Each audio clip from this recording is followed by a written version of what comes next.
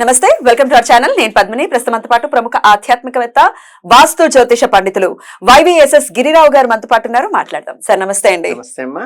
Sir, చిన్నప్పుడు ఏంటి ఇప్పుడు కూడా మా అమ్మ ఒక విషయంలో మాత్రం చాలా స్ట్రిక్ట్ గా ఉంటుంది. బయటికి ఎప్పుడైనా వెళ్ళేటప్పుడు ఎక్కడికి అని అడిగితే తిట్లో ఒక 2 మొట్టికాయలు ఖచ్చితంగా తిన్న రోజులు ఉన్నాయి. సో చిన్నప్పటి నుంచి ఆ బ్రాటప్ లోనే దాన్ని ఖచ్చితంగా చెప్పటం. ఎక్కడికి బయటికి వెళ్ళేటప్పుడు ఎక్కడికి అని అడిగితే పని అవ్వదని, లేకపోతే అట్లా అడగకూడదు, అది అపశకనంగా కూడా కన్సిడర్ చేయడం, ఇట్లాంటివన్నీ చూస్తుంటాం. ఇట్లా శకునాల గురించి మాట్లాడుకుంటే ఇదొకటి. తర్వాత బయటికి వెళ్ళేటప్పుడు ఎదురు అవ్వచ్చు, లేకపోతే పిల్ల ఎదురు వచ్చింది, ఇట్లా రకరకాలు. అసలు ఫస్ట్ మనం ఈ బయటికి వెళ్ళేటప్పుడు ఎక్కడికి అని అడిగితే ఏమవుతుంది అనేది ఒకసారి తెలుసుకోవాలని అనుకుంటున్నాం. ఎందుకని వద్దు అని అంటారు? ఈ శకునాల గురించి కూడా మాట్లాడుకుందాం. శకునాల్లో ఏంటంటే మీకు ఉన్న రాంగ్ కాన్సెప్ట్ ఇప్పుడు దాకా నేను కొన్ని చాలా ఏంటంటే మనకి ఇలా భగవద్గీత అంటే ఏదో రాంగ్ కాన్సెప్ట్ వచ్చినట్టుగా శకునాల్లో ఉన్న రాంగ్ కాన్సెప్ట్ ఏంటంటే, శకునము మీన్స్ ఏంటంటే వాతావరణ కేంద్రం వాళ్ళు ఇచ్చేటువంటి ప్రకటన. అంటే ఏంటంటే ప్రధానంగా మీరు అర్థం చేసుకోవాల్సింది, రేపు వాయుగుండం వల్ల 3 రోజులు భారీ వర్షాలు కురుస్తాయి అని వాతావరణ కేంద్రం వాళ్ళు చెబితే, వీళ్ళు చెప్పటం వల్ల వర్షం రాదు, వర్షం రాబోతుంటే వీళ్ళు చెప్తారు. కరెక్ట్. ఇది ఫండమెంటల్.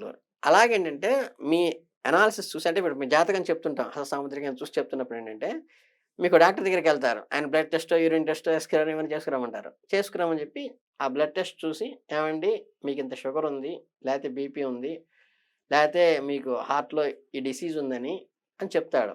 ఈయన చెప్పటం వల్ల మీకు డిసీజ్ రాదు, మీకు డిసీజ్ ఉంటే ఆయన చెప్తాడు. కరెక్ట్.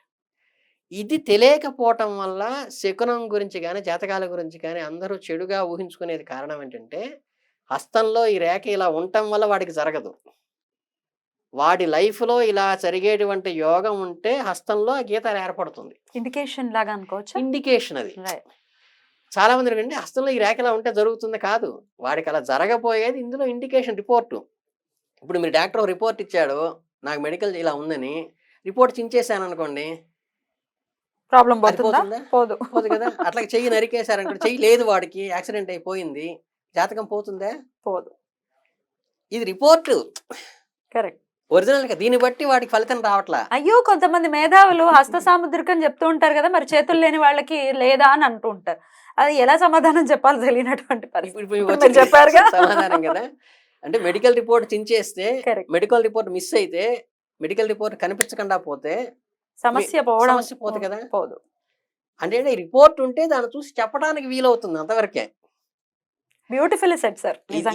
ఇది తెలియకపోవటం వల్ల ఆధ్యాత్మికతలో ఈ లోపం వస్తుంది. అట్లాగే శకునం అనేది ఏంటంటే, శకునం అనేది భగవంతుడు ప్రకృతి రూపంలో మనకి ఇచ్చేటువంటి ఇండికేషన్. అంటే ఒక పిల్లి ఎదురొచ్చింది అనుకోండి, పిల్లి ఎదురు రావటం వల్ల చెడు జరగదు. మన చెడు జరగబోయేటప్పుడు అక్కడ ఉన్నటువంటి పిల్లికి యాదృచ్ఛికంగా దాన్ని తినే వస్తువు ఇటు పక్క ఏదో కనిపిస్తుంది. అప్పటిదాకా కనిపిస్తుంది, అది ఎక్కడే కూర్చొని ఉంటుంది. అంతకుముందు 4 వెళ్తుంటారు అటు నుంచి ఇంట్లో వాళ్ళు, అప్పుడు ఎప్పుడు రాదు. వీడు కరెక్ట్గా అక్కడికి వెళ్ళే టయానికే భగవంతుడు దానికి ఏదో రూపం చూపిస్తాడు. దానికి మీకు ఎదురు వస్తున్నావని కానీ, నువ్వు మనిషి అని కానీ, నీకు శకునం ఉంటుందని కానీ ఏమీ తెలియదు దానికి. అది ఆహారం తినడం కోసం అటు వస్తుంది. కరెక్ట్. కానీ అది అలా వచ్చేట్టుగా చేసేటువంటి వాడు ప్రకృతి, భగవతత్వం. ఇది తెలుసుకుంటే ఈ శకునం వచ్చే వాళ్ళని తిట్టుకోవడం అనేది మానేస్తాం ఫస్ట్. కరెక్ట్. కరెక్ట్. అంటే మీకు ఎవరన్నా ఆగమన్నారన్నానో, లేకపోతే ఇంకేదన్నా వచ్చింది అంటే, తూనీగలు ఎగురుతున్నాయితే వర్షం వస్తుంది అని శకునం అది. అలా అని చెప్పి ఒక బుట్టలో తీసుకొచ్చి తూనీగలన్నీ ఎగరేస్తే వర్షం వస్తుంది అంటే రాదు. యాదృచ్ఛికంగా అది జరిగేటువంటి సాగలు. ఇందులో ఏంటంటే మనకి శకునంలో ఏంటంటే పాజిటివ్ అని, నెగిటివ్ అని, మీకు మిగతా ఇవన్నీ తుమ్మితే ఆగాలనో, లేకపోతే ఇంకేదన్నా ఎదురు ఇవన్నీ మామూలుగా చెప్తారు కదా. కానీ అందులో ఇంక శకున శాస్త్రంలో మేమేం చెప్తామంటే, ఏదైనా ప్రశ్న అడిగినప్పుడు రుచికుడు ఎవరన్నా వచ్చి, ఏమండి మా అమ్మాయికి పెళ్ళి ఉంది, లేకపోతే మా అమ్మాయికి ఇదేదో ఉంది, దానికి ఏం చేయమంటారు అని ఎవరన్నా అడిగినప్పుడు, శకున శాస్త్రంలో మేము అబ్జర్వ్ చేసేది ఏంటంటే, గవ్వలేస్తే ఎలా వస్తుందో, లేకపోతే మీరు అడిగిన టయాన్ని బట్టి లగ్నం వేస్తాం. అంటే ఇప్పుడు మనిషి పుడితే ఎలా వస్తుందో అలా అడిగిన టయాన్ని పట్టుకుని వేస్తాం. వేసిన బట్టి ఏది ఎక్కడ ఉందని చెప్పి దాన్ని జరుగుతుంది లేదు. అలాగే శకున శాస్త్రంలో ఏం చెప్తారంటే, ఇప్పుడు మనం ఏదో మాట్లాడుకుంటున్నాం. ఏమండి ఇదేదో నేను అప్లై చేస్తున్నాము, పలానా జాబ్‌కి అప్లై చేస్తున్నాము ఏమిటి అని అడుగుతుంటారు. అప్పుడే సడెన్‌గా ఈ పక్కింటి పిల్లాడో, ఎదురింటి పిల్లవాడో అటు తిరుగుతునో, లేకపోతే ఇంట్లో వాళ్ళు ఏదో పని చేసుకుంటూనో ఒక డిస్కషన్ అనేది మన చెవులో పడుతుంది.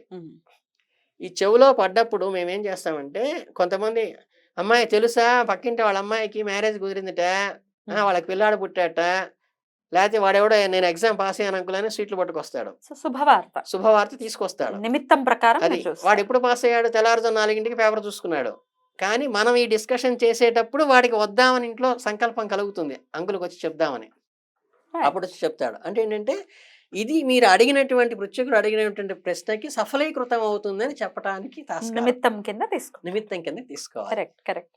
అలాగే నెగిటివ్ థింకింగ్ ఏదో చెప్తారు, ఎవడో ఏదో చెప్పి అయ్యో అదేమిటి చూసుకోలేదా కింద పడేసావే అంటుంది ఇంట్లో ఎవరో వస్తువు. అంటే ఏంటంటే వీళ్ళు అడగబోయే దాంట్లో ఏదో అబ్స్ట్రక్షన్ వస్తుంది, లేకపోతే వాళ్ళకి ఏదో ఇబ్బంది వచ్చిందట, మళ్ళీ వెళ్ళలేక పోస్ట్ పోన్ అయింది అన్నారు అనుకోండి, ఇక్కడ పోస్ట్ పోన్ అవుతుంది.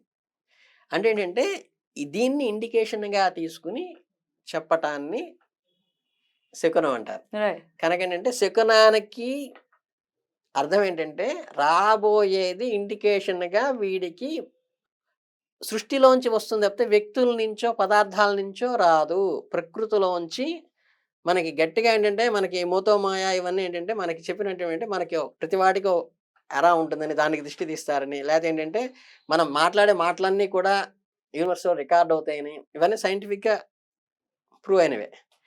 అలా వాటి కోసం ప్రకృతి చెప్పేటువంటి ఇదే కాదు తప్పితే వ్యక్తులు చెప్పేది, పదార్థాలు చెప్పేది, జంతువులు చెప్పేది కాదు శకునం. ప్రకృతి మనకి ఇచ్చేటువంటి ఇండికేషన్. అది మీరు జాగ్రత్తగా గమనిస్తే, ఇప్పుడు నేను ఆఫీస్లో ఫైల్ పెట్టేటప్పుడు కూడా ఏదైనా ఒక్కోసారి ఫైల్ 2-3 సార్లు వెనక్కి వస్తూ ఉంటుంది, లేకపోతే ముందుకు వెళ్ళదు. ఏమిటా అని నాకు అట్లా వచ్చినప్పుడు వెంటనే ఏం చేస్తానంటే ఒక్కసారి మళ్ళీ నేను రాసిన నోట్ ఫైల్ అంతా చదువుకుంటాను. ఖచ్చితంగా ఎక్కడో చోట చిన్న పొరపాటు చేస్తుంటుంది. అలా ఇండికేట్ చేస్తాడు. అంతలా చేస్తాడా? అంతలా చేస్తాడు. నమ్ముకుంటేనా?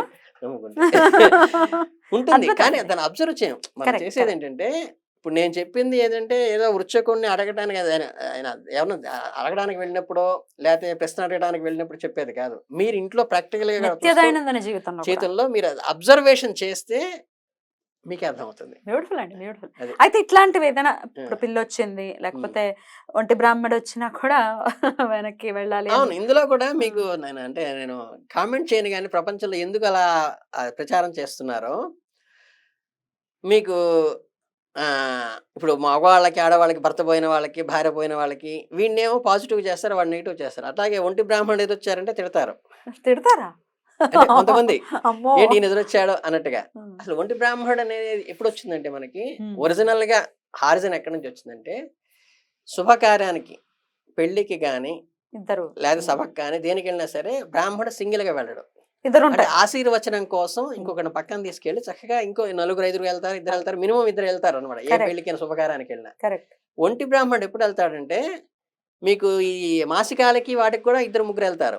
ఒక శవదహనానికి వెళ్తారు చూసారా, అంటే ఏంటంటే మనిషి చనిపోయినప్పుడు పాడగడతారంటారు సరే, దానికి వెళ్ళేటప్పుడు ఇద్దరిగా వెళ్ళాడు ఎవడు బ్రాహ్మణుడు, ఒక్కడే వెళ్తాడు. అంటే ఎవరైనా బ్రాహ్మణుడు దర్భలు పట్టుకుని సింగిల్ గా వెళ్తున్నాడు అంటే అదేదో అక్కడ ఇబ్బందికరమైన ఇన్సిడెంట్ జరిగింది, సో అది అశుభ శకునము అని చెప్పి మనకి అంతవరకు ఆయన ఏదో పాల ప్యాకెట్ తెచ్చుకోవడానికి ఆఫీస్కి వెళ్తున్నా లేకపోతే ఇంకేదో వెళ్తుంటే కాదు, కన్సిడర్ చేయరు.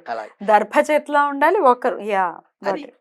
అక్కడ దాని కాన్సెప్ట్ ఏంటంటే అది రైట్. ఒకవేళ ఇలా పిల్లి ఎదురొచ్చింది అన్నప్పుడు ఏం చేయాలి? కాస్త కూర్చుని లేకపోతే ఇంట్లోకి వెళ్ళి ఒకసారి ఏంటంటే ప్రతిదానికి ఏంటంటే శకునానికి ఏంటంటే చెక్ చేసుకోవాలి. మనం చేసిన ప్రాసెస్ లో మనం ఏదైతే పని మీద వెళ్తున్నామో ఈ పనిలో మనం నిర్ణయం చేసుకోవాలి. ప్రతివాడు చేయాలని శకునాన్ని ఏం చేయాలంటే ఇవి రికలెక్ట్ చేసుకుంటే ఖచ్చితంగా మీకు అరే ఇది డిఫెక్ట్ అనేది ఐడెంటిఫై అవుతుంది. నాకు ప్రతిసారి అలా ఏదైనా శకునం వచ్చి ఇబ్బంది పడినప్పుడు నేను ఎవరిని కామెంట్ చేయను, దాని గురించి టెన్షన్ పడను. నేను చేసే పనిలో ఏదో నాకు భగవంతుడు ఇస్తున్నాడు ఇండికేషన్, వాట్ ఈస్ దట్ అని అబ్జర్వ్ చేసుకుంటే క్లియర్గా వస్తుంది. దాన్ని రెమెడీ చేసుకోవాలి. ఇది మనం ప్రపంచంలో పాటించాల్సింది ఏంటంటే ప్రకృతి వాస్తుని కానీ, జ్యోతిష్యాన్ని కానీ, అష్టాముద్రి కానీ మన రెగ్యులర్ లైఫ్లో ఉపయోగించుకోవడానికి మూఢ విశ్వాసం కింద చేయటం కాదు, దాన్ని ఇచ్చిన సైన్స్ని ఉపయోగించుకోవాలి అది ప్రాపర్గా.